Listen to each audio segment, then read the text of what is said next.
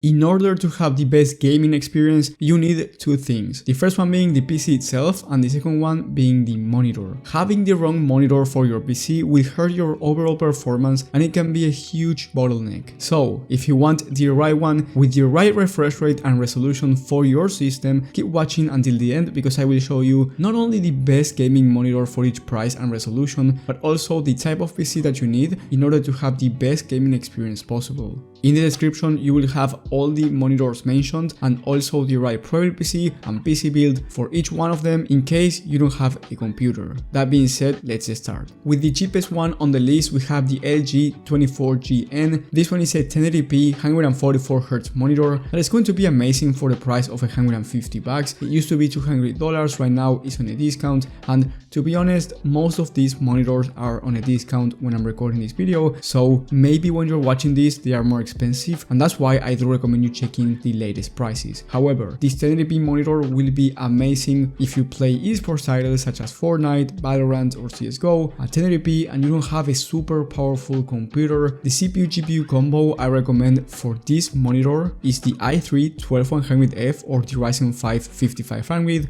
alongside the RX 6600 or Intel Arc A750. But depending on the title, you can actually have a worse CPU-GPU combo and still get 144 FPS plus on your favorite esports title. With the next one we have another 1080p monitor, but this time this one is a 270Hz monitor with an IPS panel and a 1 millisecond of response time. I don't want to go into too much detail about the specifications of each monitor because if you are a beginner you really don't understand these terms, so to make it clear, this monitor is going to be amazing if you play competitively and you want to take esports titles seriously. This one is $250, so the only reason why you should get this monitor is if you want to take esports titles seriously, so you really need that high refresh rate. The CPU-GPU combo recommended for this monitor once again depends on your game and the settings that you're going to be playing at, but as a general rule of thumb, for the CPU I would recommend the Ryzen 5 5600 or i5 12400F,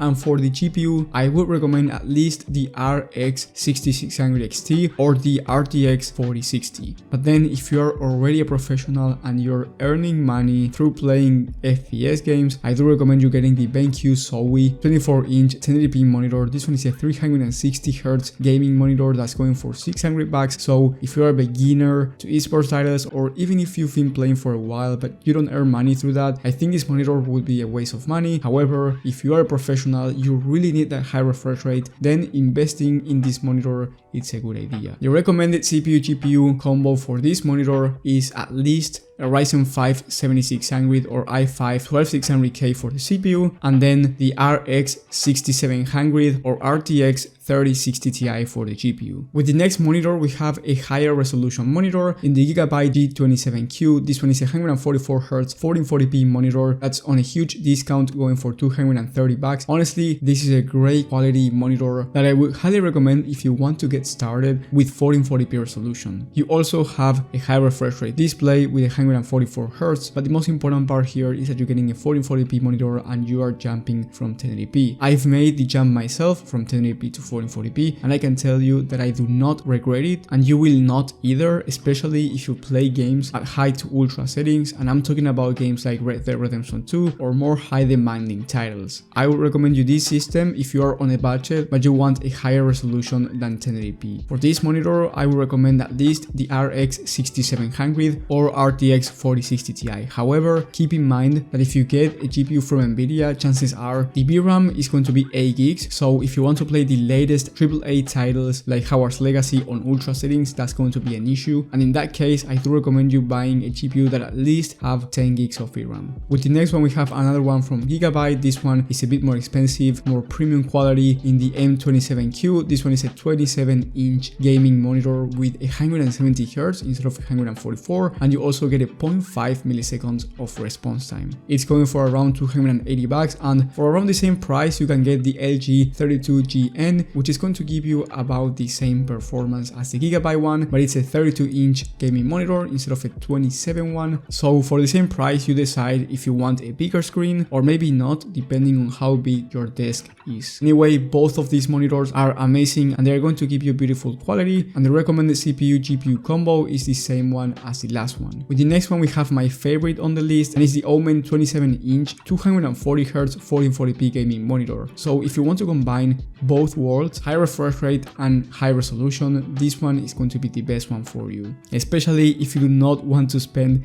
$1,000 on a monitor. You're going to get not only beautiful colors and a beautiful resolution at 1440p, but also a 240Hz display. So if you really want to take esports titles seriously, but you do not want to be stuck at 1080p, this one is the solution for you. Yes, it's not the cheapest monitor out there, but honestly, in terms of quality, it's a 10 out of 10 in my opinion. The recommended GPU-CPU combo for this one is at least the RX 6700 XT for the GPU or RTX 4070, and for the CPU at least the Ryzen 5 7600 or i5 12600K. With the next one we have an entry 4K monitor, and I would recommend you buying this one if you want to play at 4K. You don't want to spend a ton of money. For $310 you can get this Asus TUF 28-inch 4K monitor. Now this one is a 60Hz monitor, so if you want higher refresh rate you're going to be spending more money, but if you just want to play high demanding titles like for example Flight Simulator, where you do not need a 144Hz monitor, I think this one is a nice